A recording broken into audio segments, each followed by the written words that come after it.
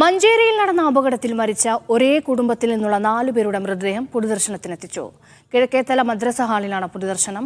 മൂസിന, സഹോദരി തസ്നിമയുടെ മക്കളായ റിൻഷ ഫാത്തിമ, റെയ്സ ഫാത്തിമ എന്നിവരാണ് മരിച്ചത്.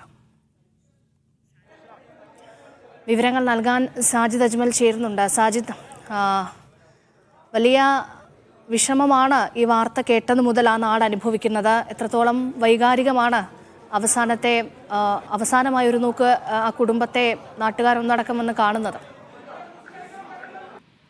രേഷ്മ, വലിയ വൈകാരികമായ ഒരു കാഴ്ച തന്നെയാണ് ഇവിടെ ഉള്ളത്. കാരണം ഈ തസ്നീമയും അതുപോലെ തന്നെ ഈ 2 മക്കളും കഴിഞ്ഞ ആഴ്ചയാണ് ഈ ഗൾഫിൽ നിന്ന് മടങ്ങിയെത്തിയത്. അവര് ഈ തസ്നീമയുടെ ഭർത്താവിന്റെ അടുത്തേക്ക് വിസിറ്റിങ്ങിന് പോയതായിരുന്നു. ഇതിനുശേഷം അവരുടെ വല്യുമ്മയെ കാണാനായാണ് ഈ യാത്ര ചെയ്തിരുന്നത്. ഈ സമയത്താണ് അപകടം ഉണ്ടാകുന്നത്.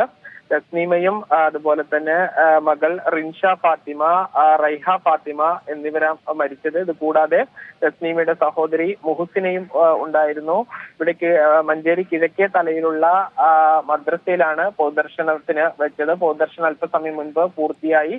ഇനി 2 സ്ഥലത്തായാണ് കബറടക്കം നടക്കുക. മുഹസിനയുടെ ഭർത്താവിന്റെ വീട് മഞ്ചേരിക്ക് പയ്യനടുത്തുള്ള താമരശ്ശേരിയിലാണ്. അവിടെ നടക്കും. മറ്റേത് കരുവാരക്കുണ്ടിൽ ആണ് ഈ തസ്നീമയുടെ വീട്. തസ്നീമയുടെ ഭർത്താവ് അല്പസമയം മുൻപാണ് ഈ അബുദാബിയിൽ നിന്നും നാട്ടിലേക്ക് എത്തിയത്.